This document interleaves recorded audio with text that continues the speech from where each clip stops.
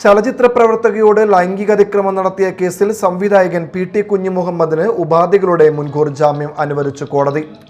ഉത്തരവ് ലഭിച്ച് 7 ദിവസത്തിനുള്ളിൽ അന്വേഷണ ഉദ്യോഗസ്ഥന് മുൻപിൽ ഹാജരാകണമെന്ന് കോടതി പറഞ്ഞു.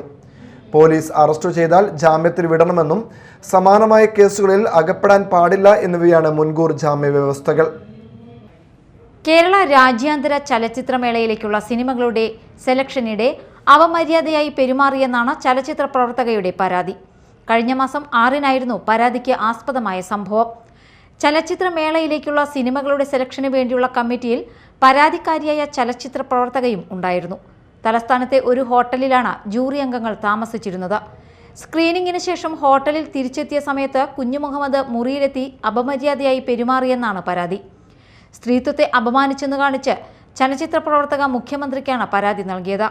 ഈ പരാതി മുഖ്യമന്ത്രി കന്റോൺമെന്റ് പോലീസിന് കൈമാറുകയായിരുന്നു. പോലീസിനോടും ചലച്ചിത്ര പ്രവർത്തക പരാതി ആവർത്തിച്ചു. ഹോട്ടലിലെ CCTV ദൃശ്യങ്ങളടക്കം പരിശോധിച്ചാണ് പോലീസ് കേസെടുത്തത്. Media time, Kochi.